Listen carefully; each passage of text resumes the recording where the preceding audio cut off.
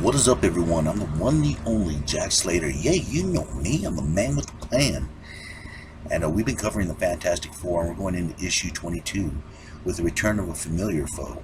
The first foe the Fantastic Four ever had, the Mole Man. And we'll see what this fiendish villain is up to as the Fantastic Four scrambles to stop him. Now, this is interesting. Reed is actually doing an experiment on the Invisible Woman, or the Invisible Girl at this time, and he's trying to increase her powers. Right now she could just go invisible. Sometimes she turns stuff invisible, but now she'll be able to do full-on invisible fields, stuff like that. And you see the Human Torch and Thing are doing their usual horseplay,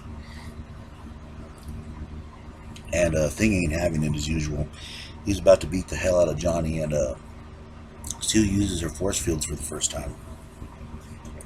Now, this is interesting. This actually opens a whole new dynamic for Sue Storm.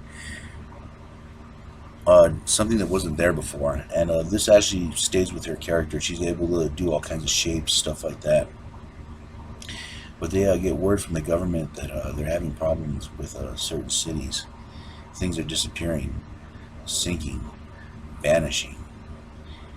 And they're also getting complaints from people in the Baxter building because Reed does rent out the building to other people. So he's been getting complaints here and there from the other tenants in the building.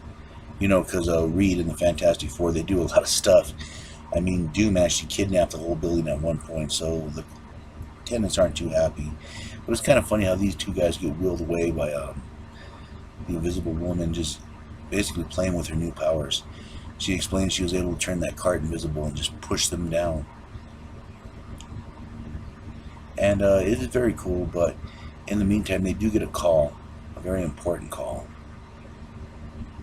about things vanishing.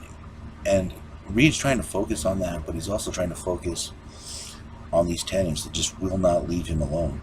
And it's kind of funny. Thing is invisible right now, and he builds like this weird looking robot and starts using a different voice to scare the hell out of the clients or the tenants to make them go away. And Reed figures out where these disturbances are happening, so they go to investigate. And Reed, as usual, kind of has an idea of what's going on, but not really. Well, it's also the technology at his disposal at this point. I mean, this is the 60s. But anyways, they find this little machine floating up, and Johnny goes down to kind of get it, and it sucks him down. The pressure is so great it pulls him down. And they investigate this island, this mysterious island. And someone's actually prepared for the Fantastic Four. Reed tries to reach in, these two handcuffs drop out of nowhere made out of rock. Thing quickly disposes of it, and there he is, the Mole Man. He locks him in this area, and I guess the outside is laced with radiation that would destroy them, so they kind of have to stay in there for now. And the Mole Man basically has a new fiendish plan. After his defeat, and after the destruction of Monster Isle, they kind of forgot that he has resources, and that he had other places, other underground bases, because he was the Mole Man after all. And he used his vast network of industry and his little mole slaves to kind of construct these hydraulic plateaus that suck whole cities down. And that's basically what he's going to do. He's going to start sucking city after city down, making his own underground empire. And all he has to do is push that button with his little pinky. But no, something won't let him push it. He hits it, hits it. Matter of fact, he gets his stick and starts beating on it. And he realizes that no amount of beating off is going to help. Sue Storm is using her invisible shield to block it. And it gives the Fantastic Four the opportunity they need to break out. And the Mole Man's prepared, and he does love these little mini traps, I guess. And the Human Torch falls into one, and it's kind of an extinguisher. This is what he refers to as a cotton room. It's some kind of cotton that swallows you up like quicksand. But of course, Thing finds a way out of it and slips out through the bottom. It's kind of what Thing does. Thing always, people call him a brute, but he always seems to find his way out. Now, Susan's looking for the safe, of course, and she's in this room, and it's a complete illusion. It probably looks like it's an old house. And what she does is she uses her invisible powers to make the wall invisible in order to see the safe behind it. And Reed kind of gets flooded out with poison once he tries to get in there.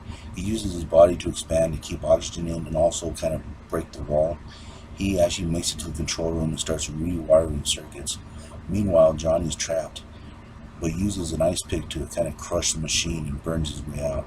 And Thing, of course, is waiting through the little mole man's little servants until he goes one-on-one with the mole man. And of course, the mole man turns off the lights because he can see better in the dark. And he's able to avoid Thing's blows because Thing can't see what he's doing. A big rock kind of knocks down because the whole area is starting to cave in, and Human Torch does save Reed Richards. The mole man escapes, hitting the self-destruct button. But the Fantastic Four is ready.